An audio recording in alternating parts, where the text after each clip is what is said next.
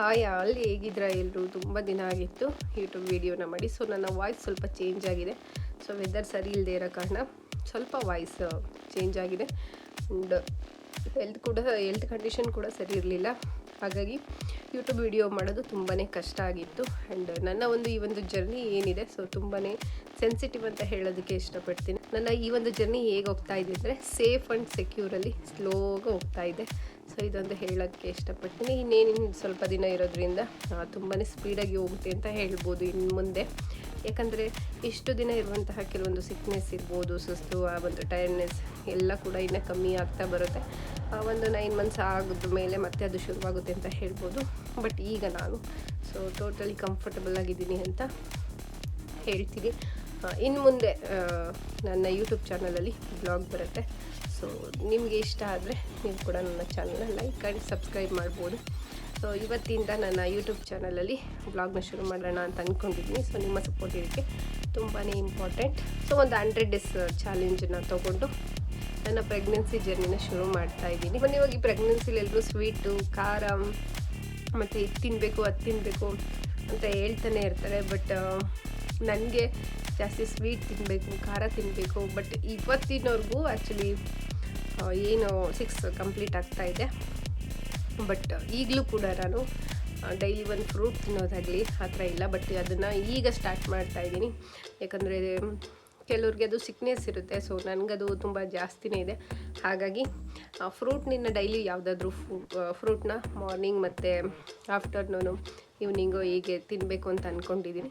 So ಹಾಗಾಗಿ ಇವತ್ತಿಂದ ಸೀರೀಸ್ನ start ಮಾಡೋಣ ಅಂತ ಹೇಳಿಬಿಟ್ಟು ಯೂಟ್ಯೂಬ್ ವೀಡಿಯೋ ಶುರು ಮಾಡೋಣ ಅಂತ ಅಂದ್ಕೊಂಡೆ. ಬಟ್ ಹೆಲ್ತ್ ಕಂಡೀಷನ್ ಸರಿ ಇಲ್ಲದೆ ಇರೋ ಕಾರಣ ಯೂಟ್ಯೂಬ್ ವೀಡಿಯೋಸ್ನ ಮಾಡೋಕ್ಕಾಗಿರಲಿಲ್ಲ ಇಷ್ಟು ದಿನ. ಸೊ ಇನ್ಮೇಲೆ ಡೈಲಿ ಬ್ಲಾಗ್ನ ಹಾಕೋಣ ಅಂತ ಅಂದ್ಕೊಂಡಿದ್ದೀನಿ. ಪ್ರೆಗ್ನೆನ್ಸಿ ಜರ್ನಿ ಹೇಳಬೇಕಂದ್ರೆ ತುಂಬಾ ತುಂಬಾ ಸೆನ್ಸಿಟಿವ್ ಅಂತ ಹೇಳ್ಬೋದು. ಯಾಕಂದರೆ ಆಲ್ಮೋಸ್ಟ್ 7 ಮಂತ್ ಆಗ್ತಾಯಿದೆ. ಈವನ್ ಈಗಲೂ ಕೂಡ ಒಂದು ಫ್ರೂಟ್ ತಿನ್ನೋದಾಗಲಿ, ಡ್ರೈ ಫ್ರೂಟ್ಸ್ ತಿನ್ನೋದಾಗಲಿ, ಅಥವಾ ಊಟ ಮಾಡೋದಾಗಲಿ ಹೊಟ್ಟೆ ತುಂಬ, ಸೊ ಈ ರೀತಿ ಯಾವುದೂ ಕೂಡ ಇಲ್ಲ. ಯಾಕಂದರೆ ಏನಾದರೂ ವಾಮಿಟಿಂಗ್ ಫೀಲ್ ಇರ್ಬೋದು, ಸಿಕ್ನೆಸ್ ಇರ್ಬೋದು, ಮಾರ್ನಿಂಗ್ ಸಿಕ್ನೆಸ್ ಇರಲಿ. ಮಾರ್ನಿಂಗ್ ಸಿಕ್ನೆಸ್ ಅನ್ನೋದಕ್ಕಿಂತ ಫುಲ್ ಓಲ್ ಡೇ ಏನಿರುತ್ತೆ, ಸೊ ಆ ಒಂದು ಸಿಕ್ನೆಸ್ ಇರ್ಬೋದು, ಅದು ಕೂಡ ತುಂಬಾ ಇಂಪಾರ್ಟೆಂಟ್ ಆಗುತ್ತೆ. ಆ್ಯಂಡ್ ತುಂಬ ಸುಸ್ತು, ವಾಮಿಟಿಂಗ್ ಇರೋದ್ರಿಂದ ಏನೋ ತಿನ್ನೋದಕ್ಕೆ ಅಷ್ಟು ಆಗೋದಿಲ್ಲ.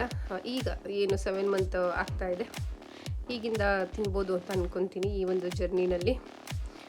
ಇನ್ಮೇಲಾದರೂ ಮಾರ್ನಿಂಗ್ ಅಟ್ಲೀಸ್ಟ್ ಆಫ್ಟರ್ನೂನ್, ಈವ್ನಿಂಗ್ ಈ ಒಂದು 3 ಟೈಮಲ್ಲೂ ಫ್ರೂಟ್ನ ತಿಂದು ಕವರ್ ಮಾಡೋಣ. ಇಷ್ಟು ದಿನ ಕವರ್ ಮಾಡೋಕ್ಕಾಗಿಲ್ಲ. ಊಟನೂ ಅಷ್ಟೇ ತುಂಬಾ ಜಾಸ್ತಿ ತಿನ್ನೋಕ್ಕಾಗಲ್ಲ. ಸ್ವಲ್ಪ ತಿಂದ ತಕ್ಷಣ ಹೆವಿ ಅನ್ನೋ ಫೀಲ್ ಶುರುವಾಗುತ್ತೆ. ಸೊ ಹಾಗಾಗಿ ನನ್ನ ಪ್ರೆಗ್ನೆನ್ಸಿ ಜರ್ನಿ ತುಂಬಾ ಸಿಂಪಲ್ ಆ್ಯಂಡ್ ಸೇಫಾಗಿ ಹೋಗ್ತಾ ಇದೆ ಅಂತ ಹೇಳ್ಬೋದು.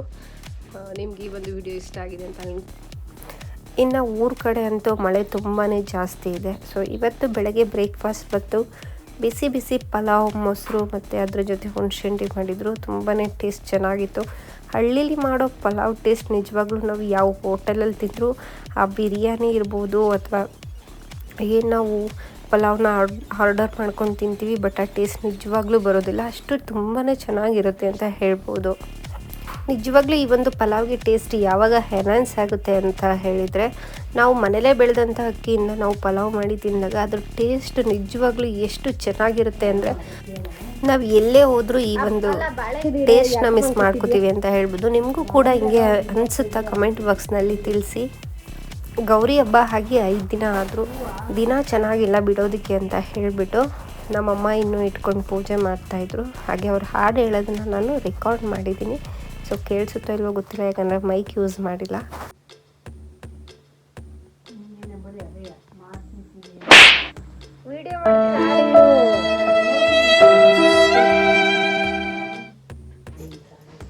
ಅಪ್ಪಾಜಿ ಯಾಕೆ ಆಡ್ಕೊಳ್ಳುತ್ತಾ? ಹಾಡು ಹೇಳು.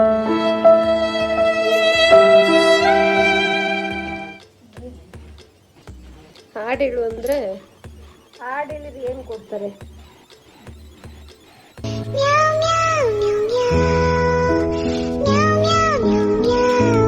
ನನ್ನ ಮಗ ಇದ್ದೀರಿ ಎಷ್ಟೊತ್ತಿಗೆ ಗೊತ್ತಾ?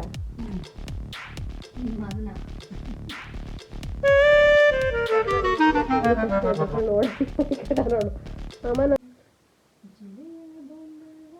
ಜೋರಾಗಿ ಹೇಳಪ್ಪ.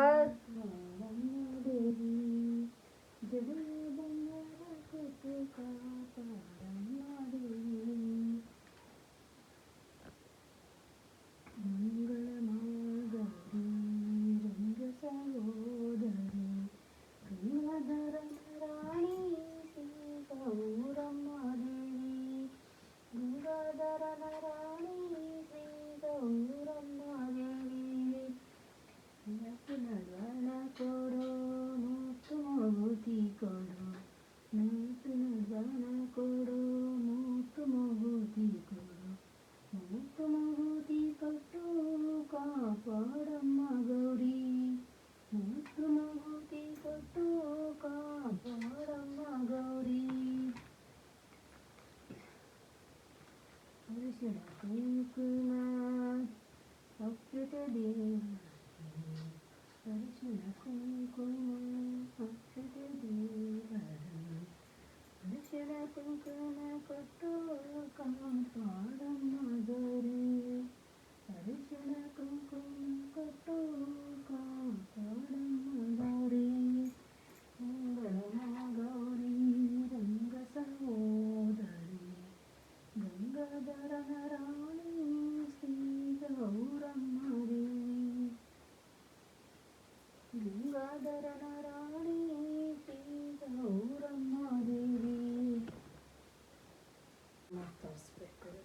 ಏನು ಸಾಂಬಾರು ಮಾಡ್ತಾಯಿದೀಯಾ? ಇದೇ ತರಕಾರಿ ಹಾಕಿ ಮಾಡೋದು. ಖಾರ ತಿರುಗಿಬೇಕು, ಬೈದು ಖಾರ ಆಡಿಸ್ಬೇಕು, ಬೇಸ್ ಸೋಸಿ ಹಾಕು. ನೋಡಿ ನಾನು ಮಾಡಬೇಕು ಅಂತನಾ? ನಾನು ಮಾಡಬೇಕು ಅಂತನಾ? ಏನ ತರಕಾರಿಯ ಹೆಚ್ಚಬೇಕು ಅಂತನಾ? ಇದೇ ಹಿಂಗೆ ಬತ್ತಿದ್ದು ಗಂಟು ಚೆನ್ನಾಗಿಲ್ಲ ಅನ್ಸುತ್ತೆ. ಅಯ್ಯೋ ದೇವ್ರೇ, ಇಲ್ಲಿ ನೋಡು ಬಲ್ತೋಗಿದೆ ಸಿಯಮ್ಮ. ಫ್ರಿಜ್ಜಲ್ಲಿ ಇಡ್ತೀಯ ಹಂಗಂಗೇನೆ ಹಂಗಾಗಿರ್ತವೆ. ಏನೋ ಅಂತಾರೆ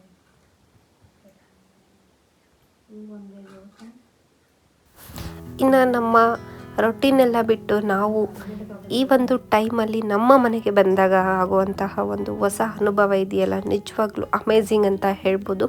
ಎಲ್ಲ ಹೆಣ್ಮಕ್ಳಿಗೂ ಆಲ್ಮೋಸ್ಟ್ ಡೆಲಿವರಿಗೆ ಬಂದಾಗ ಆ ಸಮಯದಲ್ಲಿ ಅವರು ಏನು ಕಳೆದಂತಹ ಸಮಯ ಇರುತ್ತಲ್ಲ, ಅದು ನಿಜವಾಗ್ಲೂ ಗೋಲ್ಡನ್ ಸಮಯ ಅಂತ ಹೇಳ್ಬೋದು.